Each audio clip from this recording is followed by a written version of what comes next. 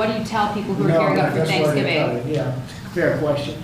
As Sean Duffy announced, they're cutting in certain areas 10%, and they want to make sure it's 100% safe. That's why they're doing it. The Obamacare premium is going to go up 17 or 18%, and that's not my fault. I didn't want Obamacare. That's the fault of the people that put it in, the Democrats. Because of tariffs. Yesterday at the Supreme Court, the case being heard, the justices expressed some skepticism. What is your plan if they end up making a decision that's not in your favor? Well, I'd rather discuss that later. I hope we're going to win that case. I think it's one of the most important cases in the history of our country. So much evolves around tariffs as a defensive mechanism for our country, as national security for our country. So I don't want to really discuss ground two. This is so important. If you look at China, and I covered this yesterday, but if you look at China, by putting a large 100% tariff over and above the tariffs they already paid, they came to the table, they talked, we made a wonderful deal for everybody. Our farmers, as you know, with the soybeans at levels that nobody's ever seen before, we were able to make phenomenal deals. If we didn't have the tariffs, we wouldn't have been able to do that. So we thought we did very well yesterday. We hope that we did. I think it would be devastating for our country, but I also think that we'll have to develop a game two plan. We'll see what happens. Most people tell me we did very well legally. Mr. President, related to that, are you moving forward with any new tariff announcements before a decision from the Supreme Court? This is the best one, and we can do other things, but they're slow by comparison.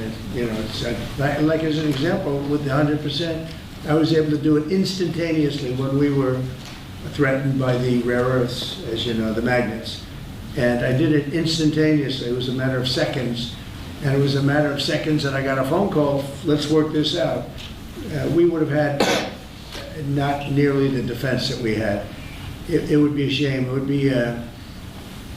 It would be somewhat catastrophic for our country, I have to be honest with you. I don't want to get too much involved, but what we've done, we're taking in hundreds of trillions of dollars. If you take a look at the numbers we're at $17 trillion right now. We're going to be at $21 trillion, about $21 trillion by the time I finished my first year. Biden, as an example, the Biden administration was at less than $1 trillion for 4 years. We're going to be at $21 trillion for 1 year. In the history of the world, there's never been a country that's done that. Not China, not the US, not anybody.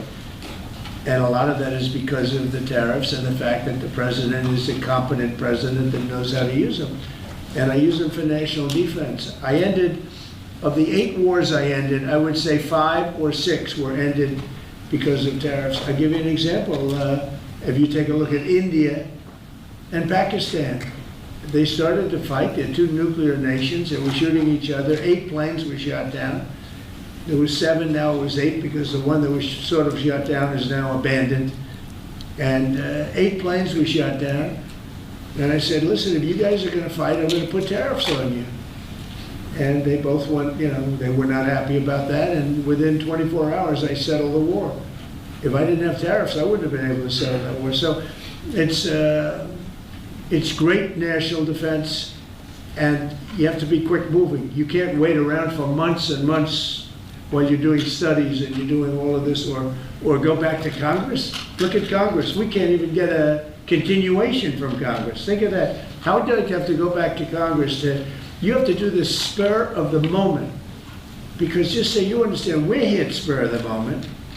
Other countries have used tariffs to absolutely, they would have destroyed us. If I didn't come along, our country would be destroyed right now. The tariffs have made us rich in terms of national security. They've made us secure. And if you have economic strength, that's also, if you have a lack of economic strength, that's national security also. But we have great national security because of those tariffs. So I think it would be devastating if we lost that ruling. But issues are ruling. It could be several weeks. Are you going to lay out any new additional tariffs before that? I'm going to hope that we win. I can't imagine that anybody would do that kind of devastation to our country. we'd have to pay back trillions of dollars. We've taken in trillions. We haven't taken in billions. We've taken in trillions of dollars. We've made trade deals based on that give us, as an example, European Union, $950 billion. Japan, $650 billion.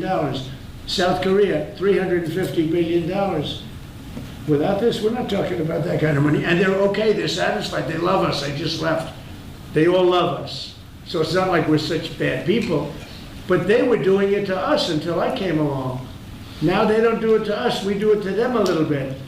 But if they took this away, we would be defenseless against tariffs from other countries. Because of the government shutdown. Are you at all concerned that it might not be safe to fly right now? And what do you tell people who are gearing up for Thanksgiving? Yeah, fair question. As Sean Duffy announced, they're cutting in certain areas 10%. And they want to make sure it's 100% safe. That's why they're doing it. Mr. President, given these modifications that are being made to air travel, the other disruptions with the government shutdown, do you think it's time for Republicans in Congress to change their negotiating position at all? In what way? To start making concessions to Democrats? Well, I think it's time for them to end the filibuster and just put everybody back to work. Vote in voter ID, vote in no mail-in voting except for military, faraway military, and people that are very sick. I'd like to see one-day voting. I'd like to see not 65 days of voting from all over the place. No, I'd like to clean up the elections. The border, we've done a great job. We have a great, strong border now. But I'd like to see new rules on immigration that can be fair and good, But rules that you'll never get, rules that they're never going to get. There's so many things we could put in, including tax cuts that we could get, and we could do it all ourselves. But to do that, you have to end the filibuster. The filibuster is, and they'll do it too. They'll immediately do it. What they're going to do is, what the Democrats will do is they're going to make Puerto Rico a state. They're going to make D.C. a state. They're going to pack the court. They're going to end up with more electoral votes. They're going to end up with 4 senators because of the 2 states. And they're going to do this 100%. They would have done it except Manchin and Sinema got in their way. They would have done it. So if they're going to do it, I would do it. I would do it before them. And you think that the longer this... The longer like Israel attacked first. That attack was very, very powerful. I was very much in charge of that.